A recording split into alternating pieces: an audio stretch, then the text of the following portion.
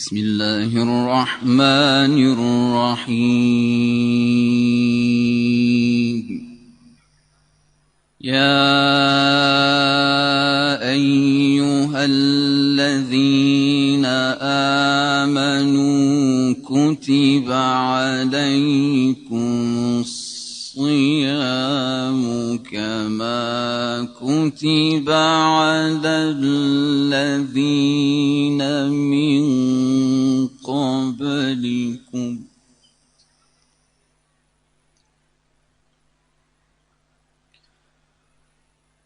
كتب عليكم الصيام كما كتب على الذين من قبلكم لعلكم تتقون.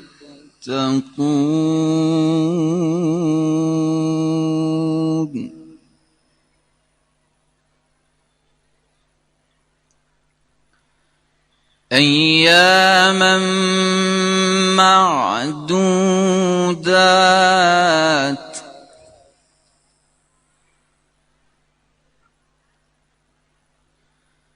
فمن كان منكم مريضا أو على سفر فعدة من أيام أخر.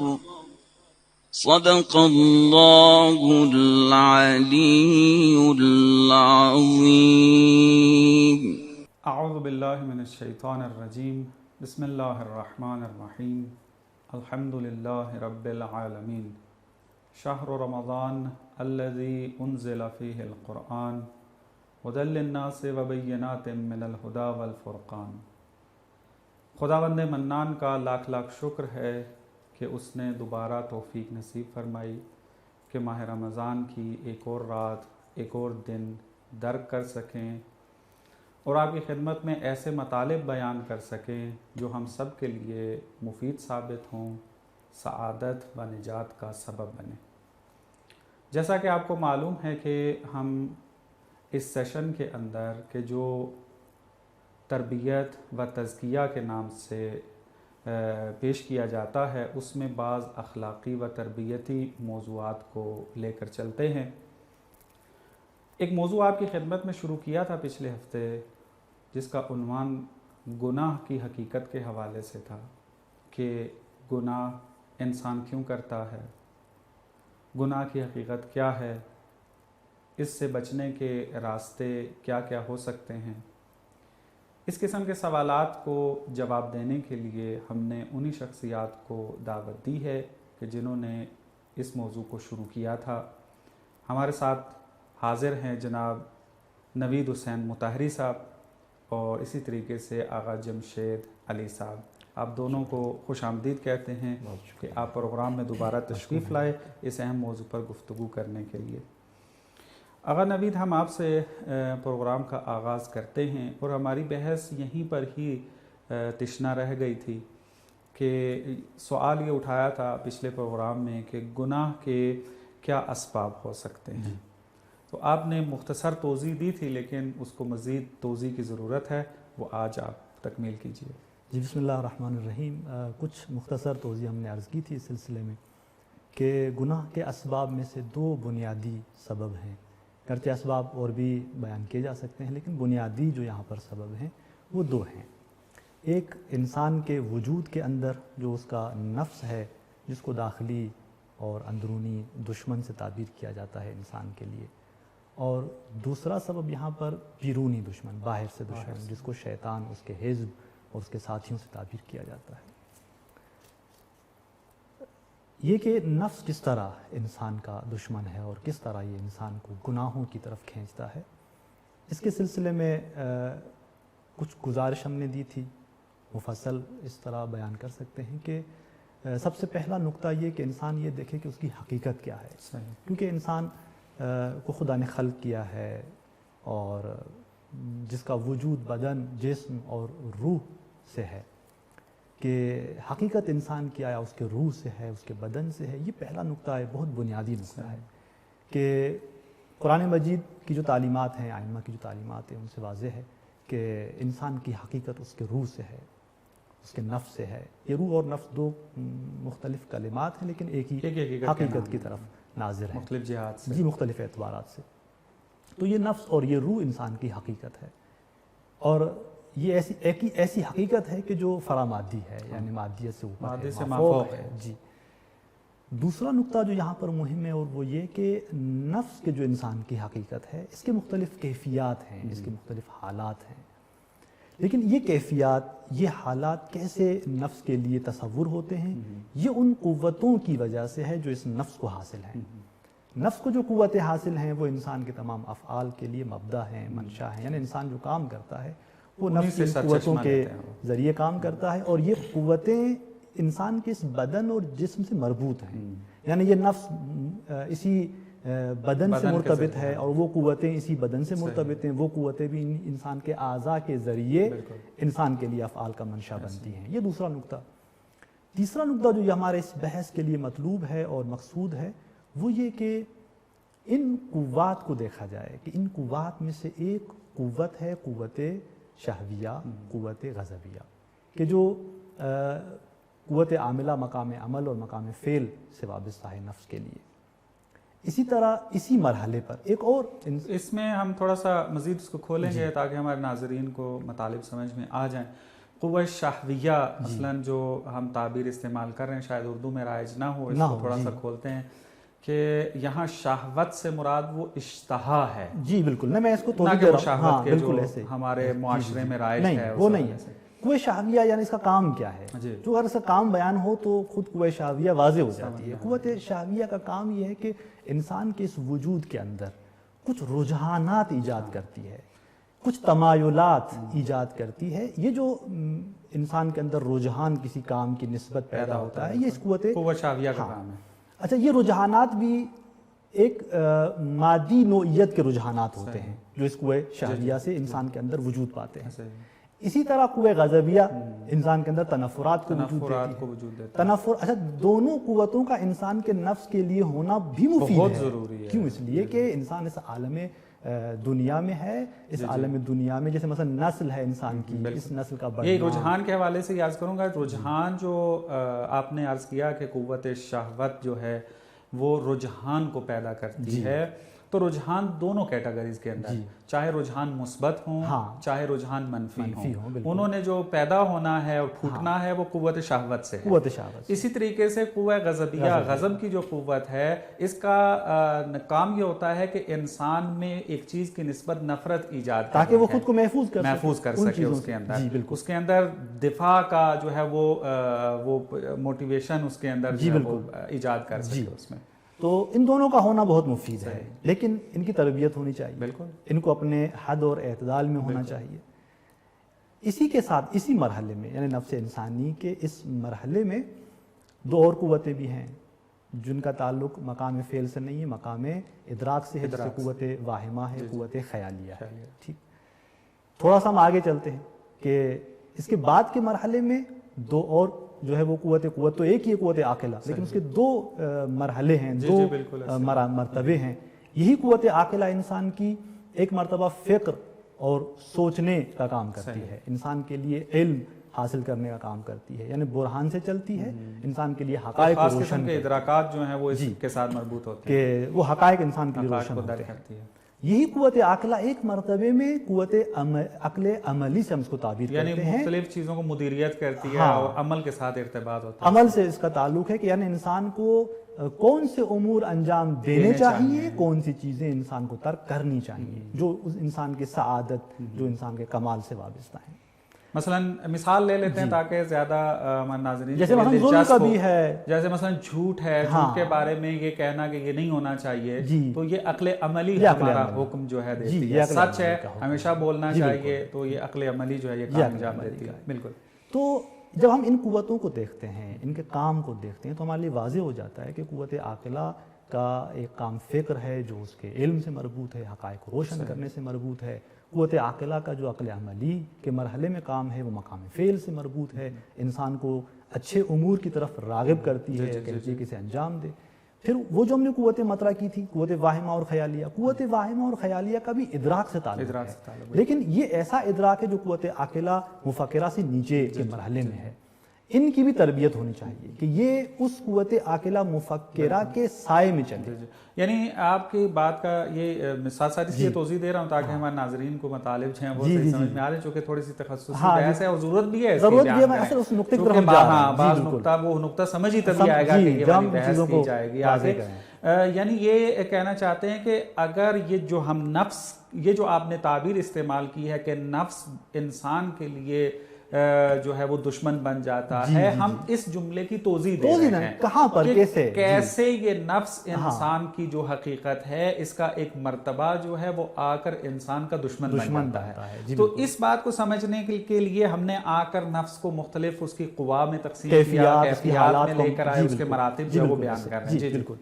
تو یہاں یہ نقطہ مہم ہے کہ اس میں ہمیں سمجھنا چاہیے کہ یہ جو ہم نے قوات مطرح کی، یعنی 4 مرحلے جو ہم نے، 4 کیفیتیں جو ہم نے نفس کی مطرح کی، تو قوت واہمہ اور قوت خیالیہ یہ اس قوت مفکرہ کے سائے میں ان کو چلنا چاہیے، درست؟ ہماری بحث فعلاً ان سے نہیں ہے۔ قوت خیالیہ، قوت واہمہ کو عقل یعنی قوت عاقلہ مفکرہ کے سائے میں چلنا چاہیے، کہ مطلب یہ ہے کہ یعنی وہ قوت مفکرہ ان کو اپنی خدمت میں تاکہ یہ انسان کے لیے درست طریقے سے حقائق کو روشن کر سکے، تاکہ وہ مغالطات وجود نہ پائیں، جو غلط فہمیاں ہوتی ہیں، جو مغالطات وجود پاتے ہیں وہ اس لیے وجود پاتے ہیں کہ یہ قوت خیالیہ اور عقل کے پرچم کے نیچے نہیں ہوتی۔ یہ ایک مرحلہ۔ دوسرا مرحلہ جو یہاں پر مطلوب ہے، مقصود ہے، وہ یہ کہ قوت غضبیہ، قوت شہویہ کہ جو انسان کے اندر رجحانات، تمایلات، نفرتوں کو ایجاد کرتے ہیں، کہ ایک حد تک یہ مفید ہیں، بالکل ضرورت بھی ہے اس کی۔ اگر قوت غضبیہ نہ ہو تو انسان اپنی ناموس کا دفاع نہیں کر سکے گا۔ یہاں ان کی تربیت کرنی چاہیے، کا مطلب یہ ہے کہ ان کو حد اعتدال میں رکھنا چاہیے، یعنی وہ عقل عملی کہ جو انسان کو اچھی چیزوں کی طرف راغب کرتی ہے، عزم کا حکم دیتی ہے، عزم و ارادے سے ارتباط رکھتی ہے، وہ ان پر نازل ہو۔ اور یہ قوت شہویہ اور غضبیہ اس عقل عملی کے سائے میں چلے ہیں، اس کی خدمت میں آ جائیں۔ پھر کیا ہوگا؟ پھر یہ ہوگا کہ انسان کے لیے وہ گناہوں کی طرف راغب ہونے کی کیفیت سامنے نہیں۔ ہمارے اکثر گناہ جو ہیں وہ قوت شہویہ اور قوت غضبیہ سے مربوط ہوتے ہیں، یعنی مادی جو ہمارا ہوتا ہے اس کے اندر۔ تو اگر یہ 2 قوتیں عقل کے پرچم کے نیچے آئیں، عقل کی مدیریت اور مینجمنٹ کے اندر آ گئیں، تو یہ اعتدال رہیں گے۔ یعنی شہوت کو جہاں استعمال ہونا چاہیے وہاں استعمال ہوگا، یعنی کھانے پینے کی اشتہا اس میں استعمال ہو رہا ہے، اور مثبت رجحانات میں جو ہے وہ، لیکن منفی رجحانات میں پھر عقل اس کو روک دے گا، کیونکہ اس کی مدیریت اور مینجمنٹ چلے گی۔ بالکل۔ اچھا، یہی وہ مرحلہ ہے کہ جہاں پر اگر یہ قوہ شہویہ، قوہ غضبیہ، ان کے رجحانات اور تنفرات انسان کو حد اعتدال سے خارج کرے اور اس عقل عملی کو بجائے سے کہ یہ اس کی خدمت میں چلے جائیں، عقل عملی کو اپنی خدمت میں لے لیتے ہیں، ٹھیک؟ تو یہاں پر یہ جو کیفیت نفس کی، یہ انسان کو گناہوں کی طرف دھکیلتی ہے۔ اصل شیطان تو یہاں سے بنتا ہے، یہاں سے کہ جہاں پر قوہ شہوت اور قوت غضب یہ آ کر عقل کو اپنے اسیر بنا، یہی اپنے تابع بنا۔ یہاں پر امیر المومنین امام علی علیہ السلام کا وہ جملہ کہ کم من عقل اسیر تحت ہوا، کہ کتنے عقل ہیں، ایسی عقل ہیں کہ جو ہوا کے خواہشات نفسانی کے اسیر ہیں۔ اتنی ساری ہمیں توضیح کے بعد یہ حدیث کتنا خوبصورت واضح ہو جاتی ہے کہ جب انسان کا عقل ان خواہشات نفسانی کا اسیر بنتا ہے،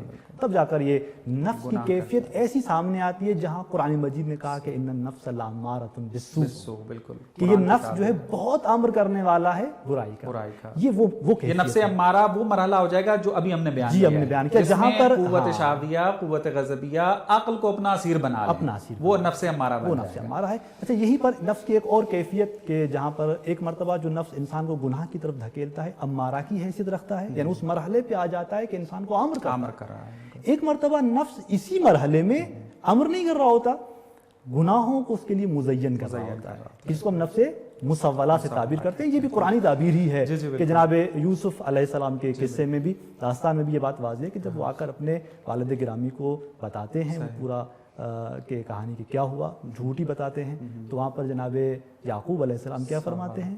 सव्वलत लकुम अनफुसुकुम अमरा, कि तुम्हारे तुम्हारे नफ्स ने तज़यीन किया है, तज़यीन किया है इसमें आकर। तो लिहाजा यहाँ पर बस इस सव्वलत लकुम अनफुसुकुम, इसको जो ताबीर अखलाक वालों ने दी है वो नफ्स से मुसव्वला मुसव्वला है। मुसव्वला। जी, इसको आगे बढ़ाते हैं कि आगा जमशेद की तरफ जाते हैं। इसी नफ्स से ही मरबूत सवाल करते हैं आपसे कि ये बात काफ़ी सुनने को मिलती है कि इंसान अगर अपने नफ्स को पहचान ले, जी बिल्कुल, तो ये खुदा को पहचान लेता है और बहुत सारे हक़ाइक़ इसके लिए रोशन हो जाते हैं। जैसा कि अभी हमारी गुफ्तगू जो है इसी बात की तरफ नाज़िर थी। तो सबसे पहले तो ये खुदशनासी क्या है और फिर ये कैसे मुकदमा बनती है मुख्तलिफ मारिफ का, इसको आप थोड़ा बयान करें। बिस्मिल्लाहिर्रहमानिर्रहीम। सबसे पहले तो आज का दिन जो था वो मलिकतुल सलाम की वफ़ात का दिन है। आप तमाम को और तमाम मोमिनीन को इस हवाले से हम तस्लियत अर्ज़ करते हैं। उसके बाद जिस तरह आपने फरमाया, इसी बात की तरफ हज़रत अमीर कायनात अलैहिस्सलाम ने भी इशारा फरमाया है कि मार्फत नफ्स मार्फत परवरदिगार का मुकदमा है। और मार्फत नफ्स इतना इंतहाई अहम तरीन मौजू है कि अफसोस के साथ कहना पड़ता है कि इसका हमारे माशरे में बिल्कुल जिक्र नहीं किया जाता। हत्ता कि शेख मुतहरी रहमतुल्लाह अपनी किताब में लिखते हैं कि ये खुद इंसान अजीब शय है कि सब चीज़ों के इल्म के पीछे भाग रहा है, लेकिन खुद एक चीज़ मजहूल है, शाय मजहूल, अपने आप को नहीं पहचाना मैं क्या हूँ। अपनी दूसरी तरक्कियों के तज़किरे करता है, मैं चांद तक पहुँच गया हूँ, मैं स्क्रीन तक पहुँच गया हूँ, ये कर ले वो कर ले, लेकिन अपने आप को नहीं पहचाना कि मैं क्या हूँ। हज़रत आयतुल्लाह जवाद यमली फरमाते हैं कि ये मार्फत नफ्स चंद चीज़ों का मुकदमा बन सकती है। सबसे पहले खुदा शनासी का मुकदमा है कि खुद हदीस से वाज़ेह है कि मन आरफ़ नफ्सहु फ़क़द आरफ़ रब्बहु। और उसके बाद जो हमारा मौजू है, हम उसे इसलिए इसको बात अर्ज़ कर रहे हैं कि मार्फत नफ्स गुनाह से दूरी का मुकदमा है। अगर इंसान अपने आप को पहचान ले कि मैं कौन हूँ, जिस तरह अभी आगा सा फरमा रहे थे कि मेरी हकीकत वो रूह है, न ये बदन, और वो रूह जिस रूह को अल्लाह ने अपनी तरफ निस्बत दी है, नफ़ख़्तु फ़ीहि मिन रूही, कि मैंने अपनी तरफ अपना एक रूह इसके अंदर फूंका है। तो वहाँ मालूम होता है कि ये इंसान जिसे अल्लाह ने खलीफतुल्लाह बनाकर इंसान इस आलम में भेजा है, तो इसका हदफ भी वही है कि फिर खुदा तक पहुँचना है, ना ये कि इधर आए और उस दुनियादारी और दुनिया परस्ती के पीछे भागता रहे। तो तीसरी चीज़ जो मार्फत नफ्स जिससे मुफीद साबित हो सकती है वो ये है कि इंसान के अंदर खुद फरामोशी जो एक अमल है, इसके बहुत ज़्यादा आफात हैं। उन आफात से बच सकता है इंसान अगर इसको अपनी मार्फत हासिल हो जाए। अब मसलन मौला अलैहिस्सलाम ने एक हदीस में फरमा दिया कि मन आरफ़ नफ्सहु फ़क़द आरफ़ रब्बहु। ये एक और हदीस में फरमाते हैं अनफ़उल मारिफ़ मार्फतुन नफ्स। मुख्तलिफ हदीस हैं इसके बारे में। तो अगर थोड़ी सी तहलील करें कि कैसे इंसान, अच्छा ये बात भी जहन में रखें कि हज़रत अली अलैहिस्सलाम ने इंसान को बेमावा फ़र्द तबीयत की, तबीयत का एक फ़र्द है, जिस तरह का दरख्त है, पत्थर है, ये भी एक फ़र्द है तबीयत का, ये बस ये परवरदिगार की मार्फत तक पहुँच सकते, हरगिज़ नहीं है। यानी यूँ नहीं कह सकते मन आरफ़ शजरत फ़क़द आरफ़ रब्बहु, कि दरख्त को पहचान ले तो परवरदिगार को पहचान लिया। नफ्स को खसूसियत हासिल है। वो इसलिए कि ये इंसान, जब अल्लाह ने फरमाया इन्नी जाइलुन फिल अर्ज़ खलीफा, कि ये जो खलीफा बनाकर अल्लाह ने यहाँ पर भेजा, हज़रत आयतुल्लाह जवाद यमली फरमाते हैं कि इस खलीफा के अंदर उस मुस्तखलफ अनहु के कुछ इशारे मौजूद हैं, यानी जिसका खलीफा बन रहा है उसका होना चाहिए। अब इसके अंदर वही कुव्वात जो आगा साहब बड़े आसान अंदाज में वज़ाहत फरमा रहे थे, उन कुव्वात के ज़रिया हमारा वजीफ़ा है कि हम परवरदिगार तक पहुँचें। और जब हम उस मार्फत तक पहुँच गए तो खुद ब खुद गुनाह से दूर होते चले जाएंगे। हमें मालूम हो जाएगा कि इस दुनिया में मेरा नक्श क्या है, खलीफतुल्लाह होना है। न फ़कत ये कि मैं यहाँ पर आऊँ और सुबह से शाम तक ज़रूरियात और लज्जतों में घिर जाऊँ और इसी के अंदर इंसान की ज़िल्लत और इंसान की इज़्ज़त, सआदत और शकावत, जलाल और जमाल सारा इंसान की मार्फत पर मौकूफ़ है। अगर हमने अपने आप को पहचान लिया कि अल्लाह ने हमें कैसा मौजूद, मौला अलैहिस्सलाम का एक शेर भी है, तज़ामु अन्ना का जिर्म सगीर व फ़िकन, जी मशहूर है, जी तेरे अंदर एक पूरा आलम आबाद है, तो अपने आप को एक जिर्म सगीर तस्वर करता है। तो इससे मार्फत नफ्स से हम उस परवरदिगार की मुलाकात तक जा सकते हैं اور جو معرفت پروردگار جب حاصل ہو جاتی ہے اصلی ہدف ہے وہ حاصل ہونا، اور انسان وجداناً درک کرتا ہے کہ وہ سمیع ہے، وہ بصیر ہے. بصیر ہے یعنی پھر وہ دیکھتا ہے کہ پھر بصیر کو معنی یہ کرتا ہے انما تکون فثم وجہ اللہ، کہ پھر وہ گناہ کی جرات نہیں کرتا، وہ اپنے خدا آپ کو محضر خدا میں پاتا ہے. محضر خدا میں پاتا ہے. امام خمینی رحمۃ اللہ علیہ کا ایک جملہ بھی مشہور ہے کہ اس عالم محضر خدا در محضر خدا معصیت نہ کنی. تو انسان اس معرفت نفس کے ذریعہ کہ جو مقدمہ ہے معرفت پروردگار کا، اور وہ معرفت پروردگار جو ہدف ہے ہمارا، وہ اگر کسی کو حاصل ہو گئی تو یہ گناہ اور نفس مسولہ اور نفس امارہ یہ سارے خود بخود ختم ہو جائیں گے، اور انسان وہی عقل کے تابع آ جائے گا. فرما رہے ہیں ہماری اسی بات کا نتیجہ یہ نکلتا ہے اسی طرف ہی کہ جو آپ نے بحث شروع کی ہے، یعنی یہ انتہائی بنیادی اور اساسی گفتگو ہے. یعنی معرفت نفس، جب جیسا کہ من عرف نفس فقط عرف ربا کہہ دیا گیا، یا انفع جو ہے معارف معرفت النفس ہے. ایک طرف سے مبدا کی معرفت ہے، جی جی جی، ایک طرف سے معاد، یعنی انسان کو اپنے منشا اور مبدا کی بھی معرفت ہوتی ہے، جسے آغا نے بیان کیا خدا شناسی.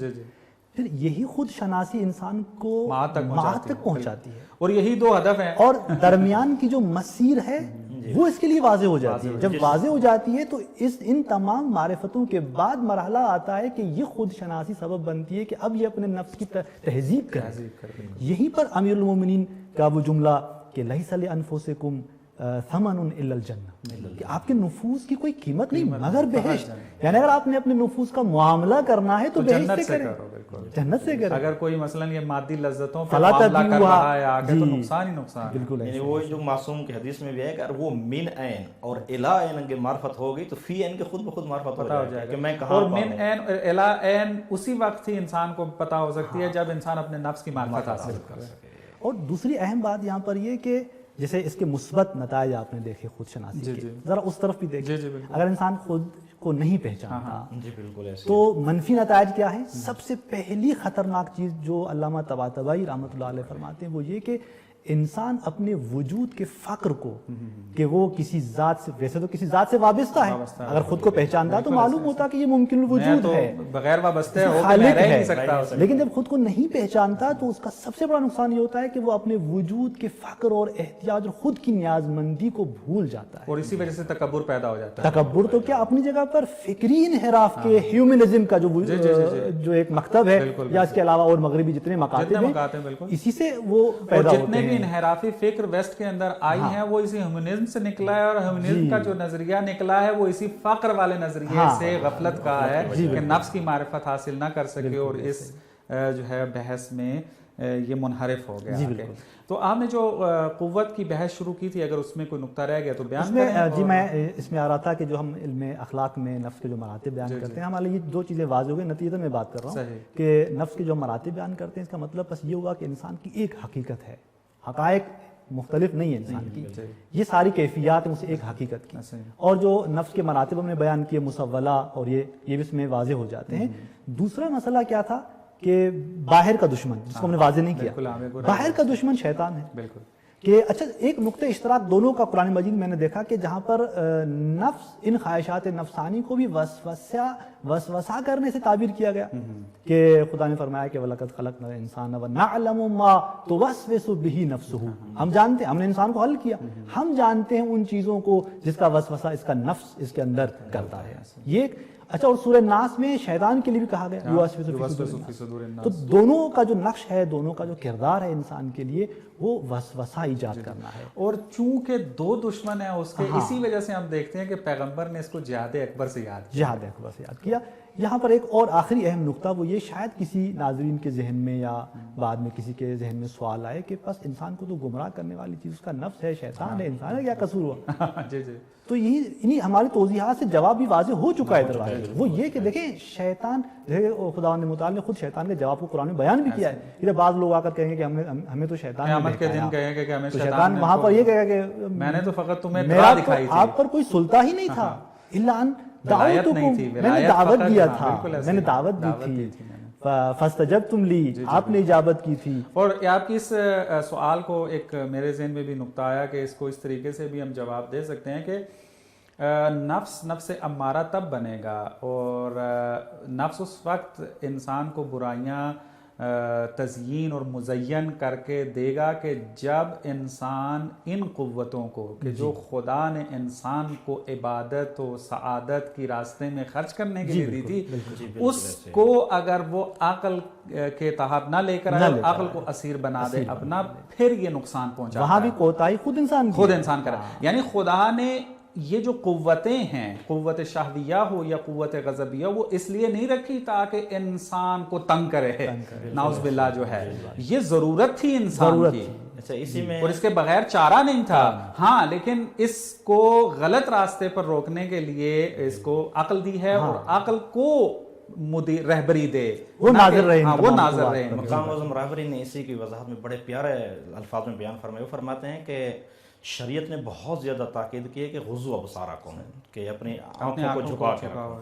وہ اس آیت کی وضاحت میں فرماتے ہیں کہ جب معاذ اللہ ثم معاذ اللہ کوئی انسان مرد ہو یا خاتون ہو کسی غیر کی طرف نکاح کرتا ہے، تو وہ قوت جو اللہ نے اس کو عطا کی تھی، جو آپ فرما رہے تھے، اب یہ غیر مقام پر استعمال ہو گیا، غلط جگہ پہ اس کا حصہ جو اس کو ملا تھا وہ کسی غیر جگہ پر استعمال ہو گیا، غلط استعمال ہو گیا ہے، اور پھر اس کا نتیجہ یہ بنے گا کہ جب یہ گھر آئے گا یا گھر آئے گی تو اس کے ذہن میں وہی غلط خیال، وہی غلط نظر موجود ہے، اور انتہا اس کی جا کے وہی غربی معاشرہ بنے گا کہ اصلاً خاندانی فیملی کا تصور ہی ختم ہو جاتا ہے۔ ایسے بالکل۔ اگلے سوال کی طرف چلتے ہیں ہم۔ یہاں تک تو ہمیں یہ بات سمجھ میں آ گئی کہ انسان کیسے گناہ میں مرتکب ہوتا ہے، اسباب کیا ہیں۔ وہ اس کی وجہ یہ ہے کہ نفس کی معرفت نہیں ہے، اپنی قوتوں کو کنٹرول کی طاقت جو ہے وہ نہیں رکھتا، اس کو نہیں اس نے اس کو کیا۔ تو اب ہم ذرا تھوڑا اس طرف آتے ہیں کہ اپنے آپ کو گناہوں سے بچانے کی راستے کون کون سی ہم ہو سکتی ہیں، یہ ذرا۔ جی، ان راہوں میں ایک راہ جیسے کہ خود شناسی آغا نے بیان کی، یہ خود شناسی انسان کو گناہ سے بچاتی ہے، تہذیب کا سبب بنتی ہے۔ پھر دوسری جو یہاں پر ایک راہ بنیادی ہے وہ یہ کہ انسان کچھ معنوی جو امور ہیں ان کا سہارا لے، کہ جس کے لیے خود شارع مقدس نے بھی انسان کو، چونکہ وہی خالق ہے تو اسی نے ہی انسان کو یہ وصیت کی ہے کہ اگر گناہ سے بچنا چاہتے ہو تو ان معنوی امور کا سہارا لے۔ ان میں سے متعدد مصادیق ہیں اس کے، ایک دو نمونوں کو ہم یہاں پر بیان کرتے ہیں کہ ان میں سے ایک نمونہ خود عبادات ہے۔ عبادات متعدد ہیں، ان میں سے ایک عبادت جس کے ہم شرف میں ہیں بلکہ خود اس عبادت میں ہے، روزہ ہے، اس کے قریب پہنچے ہوئے ہیں۔ جی، یہ روزہ، اس کی حکمت اور فلسفہ تو جو ایک علت تامہ ہے اور جس کا فلسفہ تام ہے تو وہ خدا بہتر جانتا ہے، لیکن جو حکمتیں، جی، جو حکمتیں بیان ہوئی ہیں، جیسا کہ خود وہ آیہ کریمہ کے جس میں اس صوم کا ذکر ہوا، اس عبادت کی جو غایت بیان ہوئی، لعلکم تتقون، شاید تم تقوی اختیار کرو، متقی بن جاؤ۔ پھر آقا جوادی عاملی حفظہ اللہ نے اپنی کتاب حکمت عبادات میں بڑا خوبصورت انداز سے اسی بات کی تحلیل کی ہے۔ آقا فرماتے ہیں کہ دیکھیں، متقی جو ہے اس کے دو درجے ہیں۔ ایک تقویٰ کا درجہ وہ ہے کہ جہاں پر انسان کو بہشت نصیب ہوتی ہے، جس کو ہم لذائذ سے جانتے ہیں، وہ بہشت جس کے لیے نعمتیں بیان کی گئی ہیں قرآن مجید میں کہ ان المتقین فی جنات و نہر۔ اور پھر ایک تقویٰ کا درجہ ہے کہ جہاں پر انسان کو جو جزا دی جاتی ہے وہ لقائے پروردگار ہے، یہ آخری مرتبہ ہے، تو یہاں پر آقا فرماتے ہیں کہ یہ جو روزہ انسان اس ماہ رمضان میں روزہ رکھتا ہے، اس روزے کے مراتب ہیں۔ ایک مرتبہ جو ہم سحری سے افطار تک امساک کرتے ہیں، کچھ کھاتے نہیں ہیں، کچھ پیتے نہیں ہیں خدا کے امر سے، یہ ایک مرتبہ ہے اس روزے کا۔ اگر انسان اس طرح روزہ رکھتا ہے تو تقویٰ کے ادنا درجے پہ پہنچتا ہے، اور باقی اگر شرائط کا لحاظ بھی کرے، موانع کو رفع بھی کرے، تو تقویٰ کا وہ پہلا درجہ اسے حاصل ہوتا ہے اور وہ بہشت اس کو نصیب ہوگی۔ بلکہ آپ کی اس تائید میں عرض کروں، میرے ذہن میں ایک روایت کا مفہوم آ رہا ہے کہ شہوت کو کنٹرول کرنے کا جو ایک راستہ بیان کیا، روزہ بیان کیا، جی بالکل یہی روایت میں، کہ اگر محسوس کر رہے ہیں کہ شہوت کنٹرول نہیں ہو رہی ہے تو روزہ رکھے، روزہ رکھو۔ تو آقا فرماتے ہیں کہ دیکھیں، اس روزے کا ایک باطن ہے، ایک ظاہر ہے، ایک باطن ہے۔ وہ باطن اگر انسان اس باطن تک بھی پہنچتا ہے تو پھر جزا بڑھ جاتی ہے، پھر لقائے پروردگار ہے۔ تو اس کا کیا مطلب ہوا؟ اس کا مطلب یہ ہوا کہ یعنی یہ جو عبادت ہے صوم کی صورت میں، یہ انسان کے لیے تقویٰ کے زمینے کو فراہم کرتی ہے۔ جب انسان کے اندر تقویٰ کا زمینہ حتی ادنا مرتبے کی تقویٰ اگر انسان کے اندر پیدا ہوتی ہے، محرمات سے بچ جاتا ہے، ادنا تقویٰ محرمات سے بچا دیتی ہے۔ اور یہاں ایک بہت خوبصورت جملہ آغا جوادی عاملی حفظہ اللہ نے وہ بھی نقل کیا آغا نے بزرگان سے۔ آغا نے کہا کہ بزرگان یہاں پر ایک بڑا خوبصورت جملہ فرماتے ہیں کہ اس روزے کی فضیلت کے لیے یہی کافی ہے کہ یہ روزے دار فرشتوں جیسا ہو جاتا ہے. یعنی پہلا مرتبہ ہے یہ. جی یعنی جس طرح فرشتوں کی غذا تسبیح ہے, تحمید ہے, وہی غذا اس شخص کی ہو جاتی ہے. چونکہ اس کا سانس تسبیح, اس کا بولنا تسبیح, اس کا سونا, یہ تقریباً تسبیح کے زمرے میں آ جاتا ہے. تو یہ ایک نمونہ تھا اس امور معنوی کا. دوسرا نمونہ نماز ہے. ان الصلاۃ تنہی عن الفحشاء والمنکر. البتہ جیسے کہ بزرگان فرماتے ہیں کہ یہ عبادات حد اقتضاء میں ہیں, یعنی ان کا طبیعی اور عادی اثر یہ ہے کہ یہ انسان یعنی اگر کوئی معنی بیچ میں نہ آئے تو عبادت اپنا اثر ضرور دکھائے گی کہ وہ اس کے لیے تقویٰ کا زمینہ فراہم کرتی ہے. ایک آخری نمونہ جو یہاں پر مہم ہے, میں اس کی طرف اشارہ کروں, وہ استعاذہ ہے کہ ایک بہت یعنی عظیم عمل ہے معنویات میں سے کہ جب انسان اس گناہ کے مرحلے میں آتا ہے یا اس کے لیے کوئی گناہ نمودار ہوتا ہے تو وہاں پر قرآن مجید نے جو وصیت کی اس انسان کو کہ اگر شیطان کی جانب سے کوئی غلط خیال تمہارے اندر وجود پائے فاستعذ باللہ, اعوذ باللہ من الشیطان الرجیم, فاستعذ باللہ کہ خدا کی پناہ میں آؤ.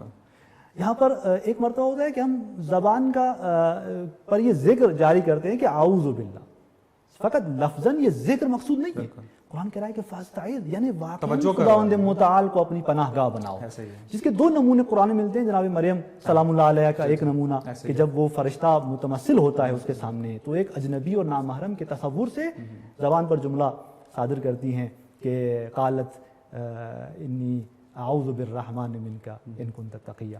تو یہاں پر بھی یہ اعوذ بالرحمن استعاذہ. اور دوسرا نمونہ جناب یوسف علیہ السلام کا ہے کہ اچھا یہ جو جناب یوسف کے مرحلے میں نمونہ ملتا ہے وہاں پر یہ ہے کہ قال معاذ اللہ انہ ربی, یعنی اعوذ معاذ. اس کے لیے بزرگان فرماتے ہیں کہ یہ معاذ یعنی یہاں تک جناب یوسف خدا کے جمال و جلال کے مشاہدے میں غرق تھے کہ توحید کے اس مرتبے خالصیت پر تھے کہ حتی خودی کو بھی ختم کر دیا. اعوذ نہیں معاذ اللہ, یعنی توحید ہی توحید. جی توحید ہی توحید ہے. تو لہذا یہ ایک یعنی معنوی امور میں سے یہ ایک دو نمونے تھے کہ انسان جو ہے وہ ان کا سہارا لے اور خود کو گناہ سے بچا سکتا ہے. بہت شکریہ آقا, بہت اچھی گفتگو رہی.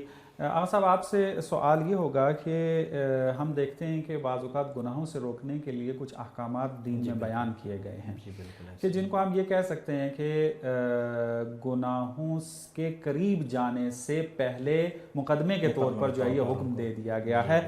اس کی تھوڑی تشریح کر دیں. جی بالکل, حضرت ایت اللہ جواد عملی کا ذکر آغا سے فرما رہے تھے تو وہ ایک واقعہ نقل فرماتے ہیں کہ جب حضرت علی علیہ السلام ظاہری حکومت پر آئے تو ایک شخص کا مقدمہ ان کی عدالت میں تھا. پہلے دور میں جو حاکم ہوتا تھا وہی قاضی بھی ہوتا تھا.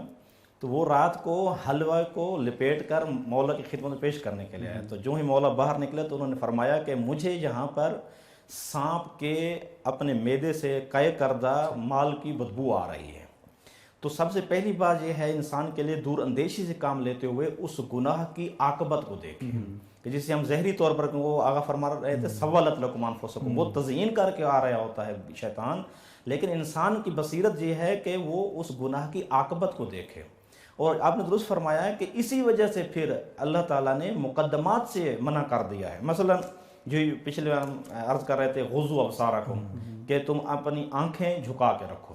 اب یہ خود آنکھیں اونچا رکھنا کوئی مشکل نہیں ہے, لیکن اللہ تعالیٰ نے بے عنوان مقدمہ کہ کہیں آپ کی آنکھ کہیں غلط کسی جگہ پر نہ پڑ جائے, جھکا کے رکھو. پہلے سے احتیاط کریں کہ غیر ضروری آنکھیں جو ہے وہ اوپر ہر وقت ٹکا کے نہ رکھیں. بالکل ایسے. اسی طرح حضرت علیہ السلام کا ایک فرمان بھی یاد آ رہا ہے, فرماتے ہیں نعم مصارف الشہوات غض البصر, بہترین اگر آپ شہوات سے بچنا چاہتے ہیں تو آنکھیں جھکا کے رکھیں, اس سے بڑا صارف. اور یہ بھی حدیث میں ملتا ہے. ٹائم ختم ہو گیا ہے, میں مختصر کریں گے اس میں. آپ کی اس بات سے مجھے بھی ایک حدیث یاد آ گئی کہ پڑھا تھا اس میں کہ یہ نگاہ جو ہے یہ شیطان کے زہریلے تیروں میں سے ایک تیر ہے. نگاہ خود غلط نہیں ہے, لیکن یہ نگاہ اگر کنٹرول میں نہ ہوئی اور اس دینی حکم پر عمل نہ ہوا تو یہ شیطان کے زہریلے تیروں میں بدل سکتی ہے. لا تقربوا الفواحش بھی ہے, لا تقربوا الزنا بھی ہے. قرآن میں بہت زیادہ ہے کہ ان چیزوں کے قریب تر نہ جاؤ. آپ نے اس جواب کو خلاصہ کیجئے تاکہ جی بالکل. یہ جو قرآن نے بار بار فرمایا لا تقربوا الزنا لا تقربوا الفواحش, تو انسان کو اللہ تعالیٰ انسان کو اپنی معرفت کروانا چاہتا ہے کہ وہی معرفت نفس کی طرف بڑھتی ہے بات کہ تیری یہ شان نہیں ہے کہ تو ان چیزوں کی طرف سے, اگر ان کی قربت سے ہی بچہ رہا تو تجھے معرفت پروردگار حاصل ہو جائے گی اور نتیجتاً گناہ سے محفوظ ہو جائے گا.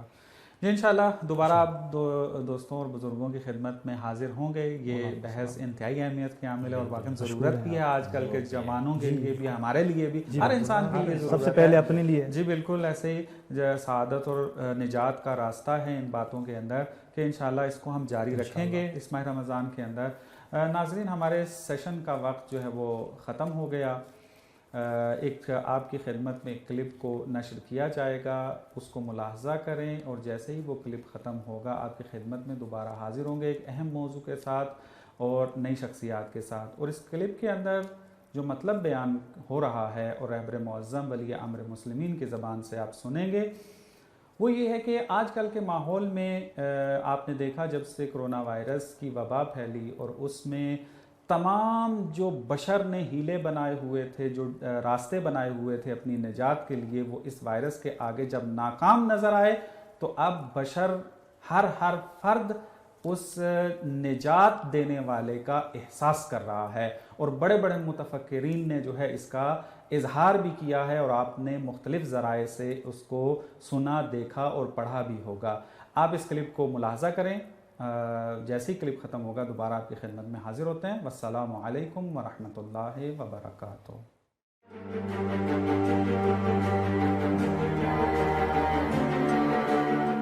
شاید در تاریخ بشر کمتر دوره‌ای اتفاق افتاده باشه که آحاد بشری در همه جای عالم, جامعه بشری به قدر امروز احساس نیاز به یک منجی داشته باشند. چه نخبگان که آگاهانه این نیاز رو احساس میکنند, چه بسیاری از مردم که احساس نیاز میکنند ولی در ناخودآگاه خودشون احساس نیاز به یک منجی, احساس نیاز به مهدی, احساس نیاز به یک دست قدرت الهی, احساس نیاز به یک امامت معصوم, احساس نیاز به عصمت, به هدایت الهی. کمتر دوره‌ای در تاریخ این همه احساس نیاز به این حقیقت والا انسان سراغ داره. امروز بعد از آنی که بشریت مکاتب گوناگون و نهله‌های فکری گوناگون و مسلک‌های گوناگون رو تجربه کرده, از کمونیسم تا دموکراسی غربی تا لیبرال دموکراسی رایج در دنیا, با این همه ادعایی که اینها دارند, بشر بعد از اینکه اینها رو تجربه کرده احساس آسایش نمی‌کنه.